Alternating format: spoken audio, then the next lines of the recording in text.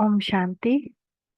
एक ही पढ़ाई द्वारा नंबरवार पूज्य पद पाने का गुह्य रहस्य एक ही पढ़ाई है।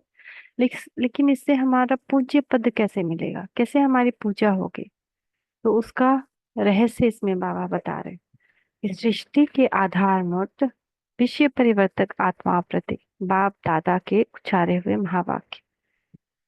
तो आज बाप दादा हर आत्मा के पुरुषार्थ करने के कर्म की गति और पुरुषार्थ अनुसार राज्य पद व पूज्य पद की गति जो अति रमणीक और गुह्य है वह देख रहे थे।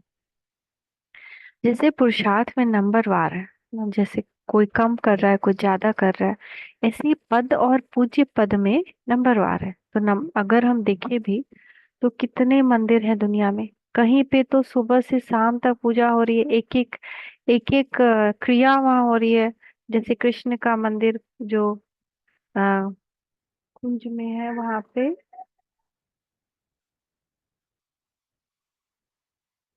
दातुन होता है, दर्शन दातुन का भी दर्शन होता है, नहाया जाता है, भगवान को खिलाया जाता है। तो वहां पे भी हर क्रिया का गायन है। तो जितना हमने अपने अपने सारे कर्म याद में किए हैं उतना हमारी पूजा होती है। भगवान की याद में किए उतने हम पूज्य बन जाते हैं, उतने क्षण के लिए। जैसे हमने सिर्फ सुबह याद किया और शाम याद किया तो हमारी पूजा भी सुबह होगी शाम होगी। किसी ने सुबह याद भी नहीं किया, सुबह अमृत वेला नहीं उठे, सिर्फ शाम में बैठ गए तो उनकी शाम होगी। किसी ने ना सुबह बैठ के याद किया ना शाम में बैठकर याद किया तो उनके मंदिर में तो सुबह शाम भी पूजा नहीं होती है। मंदिर रहता है, कभी कभी कोई आकर, कभी कभी उन्होंने याद किया तो कभी कभी आकर कोई फूल चढ़ा देता है, प्रसाद चढ़ा देता है। तो हमारी पूजा कैसे हो? सारा पूरा दिन जब हम याद में हैं तो पूरे दिन ही हमारे मंदिर में भक्तों की भीड़ होगी, पूरे दिन ही हमारी पूजा अर्चना होते रहेगी। तो यही गुह्य रहस्य भाव बता रहा है। और यही श्रेष्ठ पद भी हमको मिलेगा सतयुग में। जितना हमने बाबा को याद किया और किसी को याद नहीं किया, और जितना स्वराज्य अधिकारी बनकर रहे कि नहीं बोलना है फिर भी बोल दिया, नहीं क्रोध करना है फिर भी कर दिया, तो वो नहीं। जो हम जितना अभी अपने मन बुद्धि संस्कार, अपने हाथ पैर, अपने मुख, अपनी आंख कान, इन सब पे अभी जितना कंट्रोल कर सकते उतने राज्य अधिकारी, बड़े राज्य अधिकारी, देर तक के राज्य अधिकारी होंगे। और जितना प्रजा बनाएंगे उतना बड़ा राजा बनेंगे। तो सेवा पे भी है। तो वही बाबा डिटेल में भी बता रहे थे। जो नंबर वन श्रेष्ठ पुरुषार्थी हैं उन्हीं का राज्य पद और पूज्य पद अति श्रेष्ठ और गुह्य रहस्य भरा है। पूज्य तो सब बनते हैं, सृष्टि के लिए सब पुरुषार्थी आत्माएं परम पूज्य हैं। मतलब हमसे ज्यादा पूज्य कोई भी नहीं है। क्राइस्ट रहे, बुद्ध रहे, हमसे ज्यादा पूज्य नहीं है। तो अपने आप को नीचे नहीं गिराना है ना। इतने बड़े पूज्य आत्मा है हम लोग। अष्ट रत्न है, बस 108 की माला है, बस 16,000 की माला है, वह 9 लाख प्रजापद वाले हैं। लेकिन सभी कोई ना कोई रूप में पूज्य अवश्य बनते हैं ना। अब तक भी अनेक अनगिनत शालिग्राम बनाकर पूजा करते हैं। तो शालिग्राम किसका याद है? हम आत्माओं का याद है। लेकिन अनेक शालिग्राम रूप की पूजा और विशेष इष्ट देव के मंदिर रूप की पूजा, उसमें अंतर कितना होता है उसको जानते हो ना? तो शालिग्राम का बहुत पत्थर होता है ना, वो हमारा यादगार है। मतलब एक नदी है, वहां पे शालिग्राम का पत्थर पाया जाता है। तो उसमें भी विशेष विष्णु स्वरूप की पूजा, विष्णु जिसमें मार्ग, जिसमें सुदर्शन का मार्ग है, तो सुदर्शन का मार्ग किस पे होगा, किस पत्थर पे अंकित होगा? वो उस आत्मा का यादगार है जिसने जितना सुदर्शन चक्र चलाया। सुदर्शन चक्र माना ये चक्र चलाना, अपने आदि मध्य अंत सभी रोल्स को जानना और उसको छने छने याद करना कि मैं आत्मा क्या थी, पहले परम धाम में थी, फिर मैं आत्मा देव सतयुग में आई, देवता बनी, फिर द्वापर में मैं पूज्य बनी, फिर वहां से फिर ब्राह्मण अभी संगम पर ब्राह्मण बनी, फिर फरिश्ता बनना है। तो ये कितना अंतर है ना। तो ये शालिग्राम बनाकर पूजा करते, तो उसमें बहुत सारा मार्क आता है। कहीं पे सुदर्शन चक्र का मार्क होता है, कहीं पे शंख का मार्क होता है, कहीं कहीं कमल का मार्क होता है। तो वैसे वैसे उनकी पूजा होती है। कई पत्थर में से उन पत्थर को चुन लेते हैं, बाकी पत्थर को छोड़ देते हैं, लेकिन वो सारे पत्थर ही कीमती हैं। एक मंदिर है जम्मू में जहाँ पे 33 करोड़ शालिग्राम है। तो शालिग्राम में अनेक रूप अनेकों की पूजा होती है। और अष्ट देव के रूप में नामी ग्रामी कोई कोई आत्मा की पूजा होती है अष्ट देव के रूप में। तो हमको अष्ट देव का पुरुषार्थ करना है। 16,000 की माला भी कभी कभी सुमिरन करते हैं, लेकिन 108 की माला अनेक सुमिरन अनेक बार सुमिरन करते हैं ना। 16,000 कितना भक्त कितना दिन करता हो, लेकिन 108 बार तो डेली ही कर लेता है। तो वो आत्मा जो 108 नंबर में आई, जो इतना पुरुषार्थ की कि टॉप 108 में आ गई, उसका सुमिरन भक्त डेली करते हैं। लेकिन 16,000 वाले में फिर कभी कभी, तो वो 16,000 जो है वो पहले पहले 9 लाख आएंगे, तो 108 के बाद का रैंक है 16,000। और अष्ट रत्नों को व अष्ट देवों को व देवियों को बाप के समान सदा अपने दिल में रखते हैं, तो कृष्ण इष्ट देव में आते हैं। तो कृष्ण की पूजा कितनी होती है, बाप के समान उनको अपने दिल में रखते हैं, कितना प्यार करते हैं। बस सुबह शाम उठते जागते कृष्ण कृष्ण कृष्ण कृष्ण। तो इतना अंतर क्यों हुआ? क्यों इतना अंतर है? तो बाप दादा तो सर बच्चों को एक ही पढ़ा, एक ही लक्ष्य, मनुष्य से देवता व विजयी रत्न बनने को देते हैं, फिर भी पूजन में इतना अंतर क्यों? कोई की डबल पूजा अर्थात शालिग्राम रूप में, या और देवी या देवताओं के रूप में भी, कोई की सिर्फ शालिग्राम रूप में माला के मनके के रूप में पूजा होती है। इसका भी क्या रहस्य है? कोई का कम पूजा कोई का ज्यादा पूजा। तो मुख्य कारण है आत्म अभिमानी बनने का लक्ष्य, आत्मिक स्वरूप में स्थित रहने का पुरुषार्थ हर ब्राह्मण आत्मा जन्म से ही करते हैं। तो आप देखिए कि कई मंदिर में नॉनवेज चढ़ाते हैं, कई मंदिर में मदिरा भी चढ़ाते हैं। तो वो ऐसा प्रसाद कई भगवान देवी देवता अर्पण करेगा, लेकिन आज ब्राह्मण जीवन में अगर हमारा आदत वैसा है तो हमको उसी आधार से पूजा होगी, हमारे ऊपर भी वही चढ़ाएंगे जो आज हम अपने आप को चढ़ा रहे हैं। तो अपना अपना वैल्यू समझना है। अगर हम चाहते हैं कि हमारे को सात्विक खाना मिले, प्रसाद में सात्विक खाना चढ़ाया जाए, भोग लगाया जाए सात्विक खाना का, तो हमारा खान पान ऐसा हो चाहिए। जो लहसुन प्याज खा रहे हैं, तो उनके मंदिर में कौन आएगा? आराम से सो के उठ रहे हैं, लहसुन प्याज भी खा रहे हैं, सब कुछ खा रहे हैं, और आराम से खा पी के मंदिर आ रहे हैं। ऐसे भी लोग होते हैं ना पूजा करने वाले। तो ऐसे मंदिर में पंडित खा पी के आएगा पेट भर के। तो कभी भी ऐसे नहीं करना है ना। अगर हम चाहते कि हमारी पूजा भी वैसी हो, तो ऐसा कोई भी ब्राह्मण नहीं होगा जो आत्म अभिमानी बनने का पुरुषार्थी नहीं हो। मेहनत तो सब लोग कर रहे हैं ना, चाहते सब लोग हैं, लेकिन निरंतर आत्म अभिमानी जिससे कर्मेंद्रियों के ऊपर विजय हो जाए, हर एक कर्मेंद्रिय सतो प्रधान स्वच्छ हो जाए, इस सब्जेक्ट में अर्थात देह के पुराने संस्कार और संबंध में संपूर्ण मर्जीवा हो जाए, इस पुरुषार्थ में नंबर बनते हैं। अगर मेरा किसी मोह नहीं, अपने देह से देह के संबंधों से कोई मोह नहीं, तो कोई गाली दे रहा है कि क्या बोल रहा है कि फूल माला चढ़ा रहा है, इससे हमको कोई फर्क ही नहीं पड़ेगा।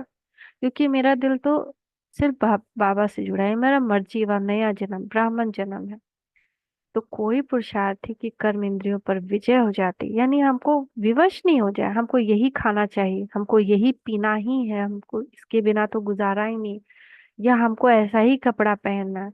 अपने कर्मेंद्रियों के ऊपर विजय अर्थात कर्मेंद्रिय जीत बन जाते हैं। और कोई कोई आंख के धोखे से, मुख द्वारा अनेक रस लेने के धोखे, इस प्रकार कोई ना कोई कर्मेंद्रिय के धोखे में आ जाते हैं। कई लोग तो जीत जाते हैं, और कई लोग इस आंख का रस, मुख का रस, कान का रस, नाक का रस, सारा रस लेते रहता है, जीभ का रस। तो अर्थात संपूर्ण निर्विकारी सर्व इंद्रिय जीत नहीं बन पाते हैं। इसी कारण ऐसे कर्म इंद्रिय पर हार खाने वाले कमजोर पुरुषार्थी की ऊंच ते ऊंच बाप के बच्चे बनने के कारण, ऊंच बाप के संग के कारण, पढ़ाई और पालना के कारण, विश्व के अंदर श्रेष्ठ आत्माएं होने के कारण आत्मा अर्थात शालिग्राम रूप में पूजे जाते। लेकिन सर्व कर्मेंद्रिय जीत न होने के कारण साकार रूप में देवी देवता के रूप में पूजा नहीं होती है। तो क्या चाहते हैं हम ही सब में से एक की पूजा बहुत अच्छी हो, एक की खराब, ऐसा होना चाहिए क्या? क्यों नहीं हम भी इतनी ही मेहनत करें क्यों नहीं अपने आप को हम देवता के रूप में देखें और हम अपना चाल चलन वैसा ही रखें। तो संपूर्ण पवित्र न बनने के कारण संपूर्ण निर्विकारी महिमा योग्य देवी देवता रूप की पूजा नहीं होती है। सदा बाप दादा के दिल तक नशीं न बनने के कारण व सदा दिल में एक दिल लेने वाले बाप की याद व सदा दिल पर दिल वाला की याद नहीं रहती। इसलिए भक्त आत्माएं भी अष्ट देव के रूप में दिल में नहीं समाती। हमारी दिल में और कोई बस रहा है और किसी की याद में है और किसी के साथ हम अपना टाइम वेस्ट कर रहे हैं, तो हमारे पे भी भक्तात्माएं टाइम नहीं देंगे। उनको भी लगेगा कि पूजा पाठ है, ये मंदिर जाना बकवास है, टाइम वेस्ट है। तो ऐसे भक्त हमारे बनेंगे। तो फर्क पड़ गया ना। सिंगल पूजा डबल पूजा में कितना अंतर रहा। एक हमारा सिर्फ पत्थर रूप में पाइप से पानी गिरा दिया, अब ऊपर से फेंक दिया, क्या उसको कहते हैं, सिंदूर चाहे कुमकुम चाहे टीका चंदन। और एक है कि बकायदे प्रेम से लगा रहे हैं, प्रेम से खिला रहे हैं, प्रेम से गायन कर रहे हैं। तो कैसा हम चाहेंगे कि हमारी पूजा हो। तो सिंगल पूजा और डबल पूजा में कितना अंतर है। वह प्रजा का पूजन रूप और वह राज्य पद पाने वाले का पूजा का रूप, इसमें भी अंतर है। तो विशेष देवताओं का हर कर्म का पूजन होता है। हर कर्म हमारा पूजनीय कब हो जाएगा, जब हमारा हर कर्म शिव बाबा की याद में उनका इंस्ट्रूमेंट बन करके, घर में रोटी बना रहे हैं तो उनका इंस्ट्रूमेंट बन करके, किसी को खाना खिला रहे हैं तो उनका इंस्ट्रूमेंट बन करके, कहीं पे हैं तो हम भगवान के इंस्ट्रूमेंट बनकर ही हैं, मेहमान नहीं। है ना, मेहमान तो हम इस दुनिया में हैं, ये भी समझना है अपने आप को कि इस दुनिया में ही हम मेहमान हैं और महान हैं। तो अपने सारे कर्म हमको महान रखने, कोई कुछ करे, क्योंकि आज जो गाली दे रहा है ये भी एक रहस्य है।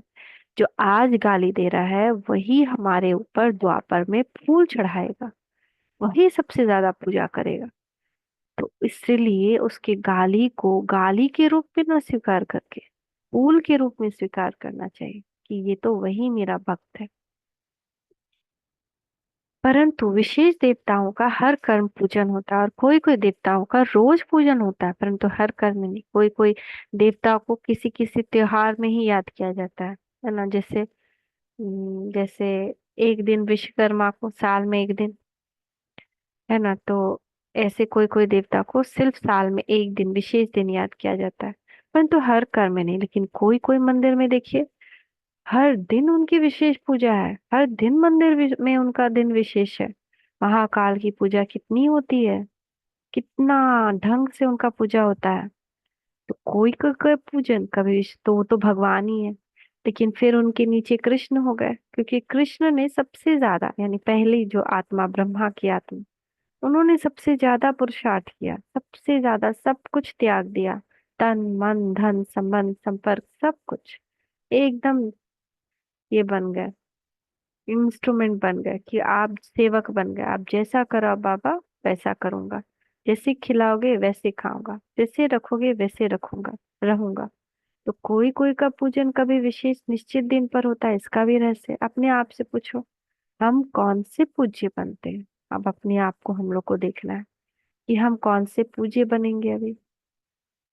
अगर कोई भी सब्जेक्ट में विजयी नहीं बने, तो जैसे खंडित मूर्ति का पूजन नहीं होता, पूज्य से साधारण पत्थर बन जाता है, कोई मूल्य नहीं होता। अगर हमारी संपूर्णता हमारी पवित्रता खंडित होती है, कोई किसी ने गाली दी हमने भी दे दिया, किसी ने मारा हमने मार दिया, किसी ने शिकायत की हमने भी कर दी, तो उनका तो कोई कुछ नहीं बिगड़ा, क्योंकि वो तो भला भले देवता नहीं बनने वाले हैं। लेकिन हमारी मूर्ति तो खंडित हो गई, और खंडित मूर्ति की पूजा नहीं होती। हमारी पवित्रता खंडित माना हमारी मूर्ति खंडित रहेगी। तो पूज्य से उसको, उस मूर्ति को जो खंडित करते हैं उसको मंदिर में बिठाया नहीं जाता है। उसको फिर वो आएगी मूर्ति खंडित रहेगी, फिर उसको साइड कर दिया जाएगा, कोई मूल्य नहीं रहता। तो ऐसे अगर कोई भी सब्जेक्ट में संपूर्ण विजय नहीं बनते तो परम पूज्य नहीं बन सकते। पूज्य बनेंगे और गायन योग्य बनेंगे। गायन योग क्यों बनते हैं, क्योंकि बाप के बच्चे बनने के कारण, बाप के साथ साथ पाठ बजाने के कारण, बाप की महिमा के गुणगान करने के कारण, यथाशक्ति त्याग करने के कारण, व यथाशक्ति याद में रहने के कारण भगवान के सहयोगी बनना है। चारों तरफ भगवान का मैसेज पहुंचाना है सबको। भगवान की सेवा करनी है, सेंटर पर जाकर कोई भी यथाशक्ति सेवा करे, दिन रात हर कर्म भगवान की याद में, ब्रश भी भगवान की याद में। जो ब्रश भी भगवान की याद में करेगा तो उसका दर्शन भी दातुन का पूरे भक्त को दिखाया जाएगा कि ये देखो अब भगवान, अब कृष्ण देवता की दातून दातून हो रहा है, अब इनका स्नान हो रहा है। तो जितना जितना कर्म हम शक्तिशाली याद में रह करके उनकी गुणगान करते हुए, बाबा आप तो प्यार के सागर हो, कितना उनका गुणगान कर सकते हैं हम, कितना उनका गुण है, वो सारा उनके गुण को याद करते रहना। और पूजन का रहस्य है एक, पवित्रता के कारण पूजा। दूसरा, श्रेष्ठ आत्माओं के सर्वशक्तिमान बाप द्वारा जो शक्तियों की धारणा की है, उन शक्तियों के भिन्न रूप से यादगार रूप में पूजा होती। जैसे किसी ने शांति की है, बहुत शांति की शक्ति जमा की है, तो शीतला स्वरूप में पूजा। जिसने बहुत ही ज्यादा अपने कर्मेंद्रियों को जीता, अपने आप को योग में चलाया और सबके विकर्म विनाश किए, तो ज्वाला रूप द्वारा। तो ऐसे ऐसे सारा, जिसने सबकी चिंता दूर की तो चिंतपूर्णी, जिसने सबके मन को शक्तिशाली बनाया तो मनसा देवी। तो ऐसे सारा यादगार, ऐसे कभी नहीं हुआ था कि सती का कोई बॉडी था और उसको कट कर दिया गया और सब जगह गिर गया, वो कहानी है। लेकिन यादगार सारी मंदिर का क्या है कि जिसने जिस भी शक्ति को धारण किया उसका उस रूप में यादगार, जिसने सबको ज्ञान दिया तो ज्ञान अर्थात नॉलेज की शक्ति का यादगार सरस्वती के रूप में। सिर्फ एक नहीं है सरस्वती, जिसने जिसने भी जहां जहां ये ज्ञान फैलाया उसका स्वरूप सरस्वती के स्वरूप में याद किया जाता है। क्योंकि सरस्वती का भी देखिए, कहीं छोटा पंडाल बनता है तो कहीं बड़ा पंडाल बनता है। तो एक ही सरस्वती होती तो एक ही तरह का पंडाल बनता, लेकिन कहीं पे देखिए तो बहुत कम भीड़ रहती है, थोड़ा सा किसी तरफ बैठा दिया गया मूर्ति और उसके बाद कोई लाइन नहीं। लेकिन कहीं कहीं पंडाल में बड़ा पंडाल बनता है, ये मेवे चढ़ावा सब कुछ कितना होता है। तो वो भी नंबरवार, कितना ज्ञान दिया, कम दिया ज्यादा दिया। संहार करने में शक्ति का यादगार दुर्गा के रूप में है। ज्ञान धन को देने वाली महादानी, सर्व खजानों के धन को देने वाली लक्ष्मी के रूप, श्रेष्ठ रूप में पूजे जाते हैं। सर्व खजाना ज्ञान धन देने वाली महादानी का सब लक्ष्मी के रूप में श्रेष्ठ पूजा जाता है। तो क्यों कहा जाता है ना कि मेरे घर में लक्ष्मी आई है। उसका मतलब भी यही है। तो हर विघ्न पर विजय प्राप्त करने का यादगार ना विघ्न विनाशक के रूप में पूजा जाता है। विघ्न पर विजय यानी क्या, विघ्न आया लेकिन हम उससे डगमगाए नहीं तो हम विजय बन गए। विघ्न आया, किसी की गाली का विघ्न आया, किसी कभी फिनेंशियल विघ्न आया, कभी खान पान का विघ्न आया, कभी किसी के संस्कार से टकराव का विघ्न आया, लेकिन मैं अडिग अडल अटोल रहा आत्मा, तो मैं विजय हो गया। तो हमारी पूजा विघ्न विनाशक रूप में की जाती है। माया जी अर्थात माया के विकराल रूप को भी सहज और सरल बनाने की शक्ति का पूजन महावीर के रूप में है ना। हनुमान को देखा है ना। तो श्रेष्ठ आत्माओं की हर शक्ति और श्रेष्ठ कर्म का भी पूजन होता है। शक्तियों का पूजन हर देवी देवता की पूजा के रूप में दिखाया हुआ है। तो ऐसे पूज्य जिन्हों के हर श्रेष्ठ कर्म और शक्तियों का पूजन है उनको कहा जाता है परम पूज्य। तो सदा अपने को संपूर्ण बनाओ। भगवान क्या चाहता है कि मेरे बच्चों की खंडित मूर्ति बने। भगवान चाहता है कि मेरा एक एक बच्चा परम पूज्य बने। तो बनेंगे ना। आप लोग सबको परम पूज्य बनना है ना। तो एकदम सोच लें कि मेरे बुद्धि में किसी और की याद आनी ही नहीं चाहिए, मेरी मूर्ति खंडित होनी ही नहीं चाहिए। मेरा पूजन और गायन हर एक कर्म का गायन हो, हर एक संकल्प का गायन हो। तो चेक करो कि खंडित मूर्ति हूँ व पूज्य मूर्ति हूँ। गायन है संपूर्ण निर्विकारी व 16 कला संपन्न। सिर्फ निर्विकारी बने हो या संपूर्ण निर्विकारी बने हो, अखंड अखंड योग है व खंडन होता है ना। मुरली सुनने के बाद सीधे फिर दुनिया में चले जाना, खंडित हो गया नहीं। दुनिया में तो जाना है क्योंकि हमको दुनिया में ही रहना है, लेकिन अंतर्मुखी होकर के एक तपस्वी, एक त्याग मूर्ति बन कर के मैं अंदर में योगी हूँ। बाहर में जो बात है वो करना है, सोच समझ करके करना है, त्रिकालदर्शी बन करके करना है कि इस बात को करने से इसका असर क्या हो सकता है, और ये बात जो मेरे सामने आई है वो क्यों आई है, इसकी गहराई में जा करके तो चेक करो कि खंडित मूर्ति हूँ व पूज्य मूर्ति हूँ। गायन है संपूर्ण निर्विकारी, 16 कला संपन्न। सिर्फ निर्विकारी बने हो या संपूर्ण निर्विकारी बने हो? संपूर्ण निर्विकारी काम, क्रोध, लोभ, मोह, अहंकार, आलस्य, अलबेलापन सब अखंड योग है व खंडन होता है। अचल है व हलचल है। बाप क्या चाहते हैं? भगवान बाप क्या चाहते हैं? हम सब उनके बच्चे हैं ना। तो आज बाबा आप सब से, हमसे क्या चाहता है कि हर आत्मा बाप समान संपूर्ण बने। और बच्चे भी चाहते सब हैं, लेकिन करते कोई कोई है। चाहता तो सब है लेकिन करना भी है। चाहने और करने में अंतर ना रहे, इसलिए सेंटर जाना है, सेवा लेना है, सबको बताना है, युक्ति से बताना है। डायरेक्ट भगवान आए हैं नहीं कहना है ना, युक्ति से बताना है कि आपका, कि आपके कितने पिता हैं? दो पिता है ना, एक तो आपके देह के पिता, एक आप आत्मा हो तो आपके पिता। अच्छा, सुनते तो बहुत हो। सुनना और करना इनको समान बनाओ। सुना और वही किया, सुन करके फिर कुछ और कर रहे हैं, वो नहीं होना चाहिए। समझा क्या करना है? समझ गए ना भगवान बाप से? ऐसे परम पूज्य, सदा एक बाप को साथ रखने वाले, हर कदम श्रेष्ठ मन के आधार पर चलने वाले, ऐसे सृष्टि के आधारभूत विश्व परिवर्तक आत्माओं को बाप दादा का याद प्यार और नमस्ते। अच्छा, मीठे मीठे बाप दादा को हम बच्चों का भी याद प्यार, गुड मॉर्निंग, नमस्ते बाबा, नमस्ते, शुक्रिया बाबा, शुक्रिया। तो समझा क्या करना है आज बाबा क्या बताए?